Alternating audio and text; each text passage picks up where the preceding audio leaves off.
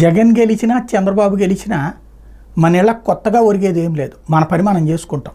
అయితే గీతే చన్నీళ్ళకి వేడినీళ్ళు లేకపోతే వేడినీళ్ళలో చన్నీళ్ళు అన్నట్టు కాస్త ఏమన్నా వాళ్ళ వల్ల ఇంటి దగ్గరికి బెనిఫిట్ ఏంటి అనేది చూస్తాం.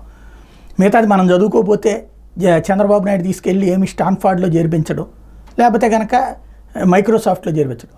మనం బాగా చదువుకుని మంచి ర్యాంకులు వచ్చి మనం ఉద్యోగం సంపాదిస్తే అదిగో ఆ కంపెనీ నావాలనేనని ఆయన చెప్తాడు.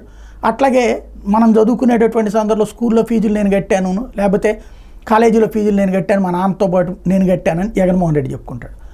అంతే తప్పించి అవి మనం ఒక 10 లక్షల రూపాయలు ఖర్చు పెట్టామనుకుంటే జీవితంలో పెద్దోళ్ళు అయ్యేదాకా అందులో వాళ్ళ పాత్ర ఒక 50,000 లక్ష రూపాయలు ఉంటుంది. మిగతాదంతా మందే కదా, మన తల్లిదండ్రులదే కదా.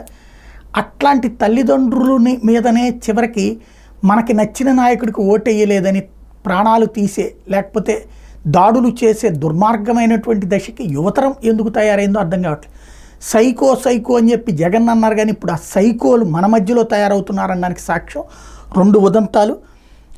తాజాగా చూస్తే ఏదైతే సుంకమ్మ వైసీపల్లికి చెందినటువంటి కంబదూరు పెదవేగి దగ్గర వైసీపల్లికి చెందిన సుంకమ్మ 52 ఏళ్ళు ఆవిడ వైఎస్ఆర్సీపీ వాళ్ళకి సంబంధించినటువంటి ఆటోలో వెళ్ళి ఓటేసిందంట. దీంతో ఆమె వైసీపీకి ఓటేసిందని చెప్పి ఫీల్ అయినటువంటి కొడుకు అట్టెట్లా వేస్తామంటూ కొట్టి చంపాడు. అతను తెలుగుదేశం సింపథైజర్ అట. లేకపోతే మరొకటి వచ్చేటప్పుడు పెదవేగ మండలంలోని విజయరాయిలో ఇంకోటి చోటు చేసుకుంది. మంగమూరి పెంటయ్య కొడుకు వంశీ అక్కడ వైఎస్ఆర్ కాంగ్రెస్ పార్టీకి ఓటేశాడని చెప్పి తన తండ్రి చెప్పాడని చెప్పేసి పెంటయ్యతో పాటు మిగిలిన కుటుంబ సభ్యులందరి మీదన కూడా దాడులకు పాల్పడ్డాడు. ఇనపరాడ్డుతో విచక్షణారహితంగా కొట్టాడు. తల్లిని చెల్లిని కూడా చితకబాదాడు. వాళ్ళు చివరికి వైఎస్ఆర్సీపీ నేతల దగ్గరికి వెళ్ళి పరుగుపెట్టి రక్షించమని అడగాల్సి వచ్చింది. ఓ పక్కన గ్రౌండ్ లెవెల్లో సైకోలు ఏది ఇంట్లో ఉన్న భార్య పిల్లల గురించి ఆలోచించట్లా, తల్లిదండ్రుల గురించి ఆలోచించట్లా, కర్రలు కత్తులు రాడ్లు బుచ్చుకుని వెళ్ళి దాడులకు పాల్పడుతున్నారు. అదే సందర్భంలో హింసాకాండకి పాల్పడుతున్నారు.